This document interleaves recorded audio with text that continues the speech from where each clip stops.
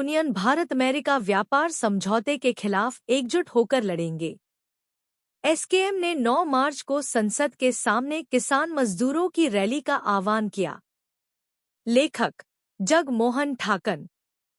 भारत के किसान union Bharat America व्यापार समझौते के खिलाफ एकजुट होकर लड़ने के लिए कमर कस रहे हैं।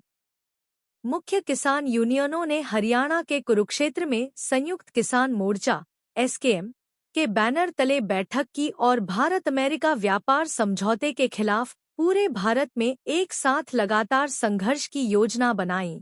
जिसमें दूसरे जरूरी मुद्दे भी शामिल थे। एसकेएम नेता और ऑल इंडिया किसान सभा AIKS के राष्ट्रीय उपाध्यक्ष इंदरजीत सिंह ने कहा, अमेरिका के साथ तथाकथित समझौता असल में देश के हितों, उसकी संप्रभुता, जरूरी कृषि क्षेत्र और कई तरह के औद्योगिक सामान को खुलेआम बेचना है। भारत आयात टैरिफ को शून्य कर देगा, जबकि अमेरिका भारतीय सामानों के अमेरिका को निर्यात पर 18% टैरिफ लगाएगा।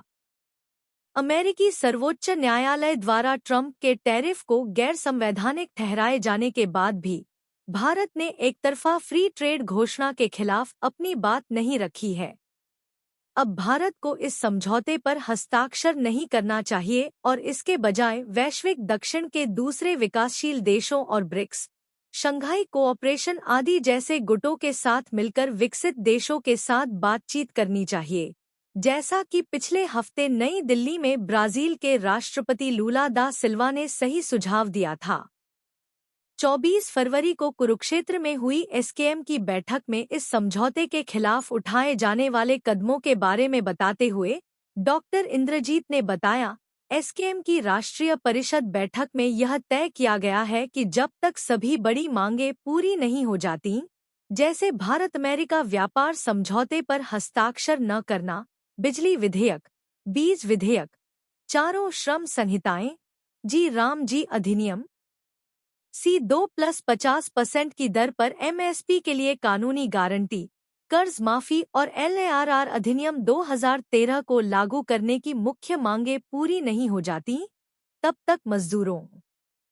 के साथ मिलकर स्वतंत्र संघर्षों के साथ एकजुट संघर्षों को तेज किया जाएगा। एसकेएम केंद्रीय श्रम संगठनों के प्लेटफॉर्म और खेतीबाड़ी करने वाले मजदूर यूनियनों के साथ समन्वय बैठक करेगा और एकजुट संघर्षों की आखिरी योजना तय करेगी। इस बैठक में एसकेएम ने तय किया कि किसानों का संगठन 9 मार्च तक जनसभाओं के जरिए गांवों तक संघर्ष को ले जाएगा, जिसमें भारत के राष्ट्रपति से वाणिज्य मंत्री पीयूष गोयल को हटाने, प्रधानमंत्री को देश विरोधी भारत अमेरिका व्यापार समझौते पर हस्ताक्षर न करने का निर्देश देने और वित्त मंत्री निर्मला सीतारमण को गेहूं और धान उपजाने वाले किसानों को बोनस खत्म करने का अर्धसरकारी पत्र वापस लेने का निर्देश देने की मांग की जाएगी। किसान भारत के राष्ट्रपति को ऐसे खुले खत भेजने के लिए पोस्ट ऑफिस तक जुलूस निकालेंगे। बैठक में उन गांवों में अभियान चलाने का फैसला किया गया जहां सेब, सोयाबीन, कपास, मक्का वगैरह जैसी प्रभावित हुई फसलें उगाई जाती हैं। एसकेएम के प्रतिनिधिमंडल अपने अपने राज्यों के मुख्यमंत्रियों और विपक्ष के नेताओं से मिलेंगे और मांग करेंगे कि वे मोदी सरकार द्वारा बिजली के केंद्रीकरण का विरोध करें और राज्यों के गणराज्यीय अधिकारों की रक्षा करें, संसद से राज्यों की कर लगाने की शक्ति को वापस लाने के लिए जीएसटी कानून में बदलाव करने की अपील करें, सेस और सरचार्ज सहित विभाज्य पूल में मौजूदा 33% के बजाय राज्यों को 60% हिस्सा दें।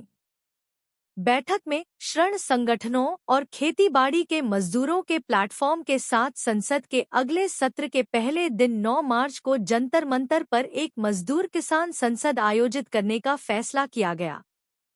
एसकेएम की बैठक में पंजाब, हरियाणा, जम्मू कश्मीर, हिमाचल प्रदेश, उत्तर प्रदेश, राजस्थान, दिल्ली, महाराष्ट्र और केरल समेत 9 राज्यों के 150 लोग शामिल हुए।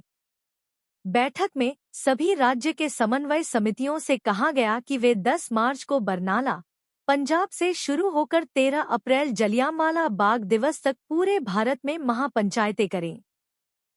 इन महापंचायतों में हजारों किसान इकट्ठा होंगे और भारत अमेरिका व्यापार समझौता और मोदी सरकार की दूसरी कॉरपोरेट समर्थक नीतियों के खतरों के बारे में बताएंगे और भविष्य में लंबे संघर्ष की तैयारी करेंगे। एसकेएम के एक बयान में बताया गया है कि 23 मार्च शहीद दिवस को पूरे भारत में औपनिवेशिक विरोधी दिवस के तौर पर मनाया जाएगा, जिसकी विस्तृत योजना राज्य स्तर पर बनाई जाएगी। बैठक में पंजाब, ओडिशा और महाराष्ट्र में किसानों के आंदोलनों पर पुलिस के जुल्म की निंदा करने का एक प्रस्ताव भी पास किया गया। 7 सदस्यों वाले अध्यक्षमंडल की अध्यक्षता में हुई बैठक में जोगिंदर सिंह उग्राहां, राकेश टिकैत, डॉक्टर अशोक धावले, आशीष मित्तल, जगमोहन सिंह, राजन क्षीरसागर और जोगिंदर सिंह नैन शामिल थे। इस बैठक में संयुक्त किसान मोर्चा नॉन पॉलिटिकल इंडिया के भेजे गए पत्र पर चर्चा की गई और उनसे बातचीत करने के लिए जोगिंदर सिंह उग्राहां, युद्धवीर सिंह, पी कृष्ण प्रसाद, रमिंदर सिंह पटियाला और बलदेव सिंह निहालगढ़ की 5 सदस्यों वाली कमेटी बनाने का फैसला किया गया। यह भी तय किया गया कि एमएसपी और उससे जुड़े मुद्दों पर किसानों की मांगों पर सर्वोच्च न्यायालय द्वारा बनाई गई कमेटी से मिलने के लिए 15 सदस्यों वाली कमेटी बनाई जाएगी। एसकेएम के दिशानिर्देश के मुताबिक ऑल इंडिया किसान सभा (AIKS) की हरियाणा राज्य कमेटी ने राष्ट्रीय परिषद द्वारा दिए गए संघर्षों के आह्वान का समर्थन किया है। संयुक्त किसान मोर्चा की मंगलवार को कुरुक्षेत्र में बैठक हुई। मास्टर बलबीर सिंह की अध्यक्षता में 26 फरवरी को हुई राज्य स्तरीय बैठक में सभी पदाधिकारी और जिले के प्रतिनिधि शामिल हुए। बैठक को संबोधित करते हुए राष्ट्रीय उपाध्यक्ष इंद्रजीत सिंह ने बताया कि अमेरिका के साथ एकतरफा और किसान विरोधी व्यापार समझौता कैसे पहले से ही मुश्किल में फंसे किसानों के लिए नुकसानदायक है, क्योंकि अमेरिका ने इस असमान समझौते के तहत भारत के बड़े बाजार को भर दिया है।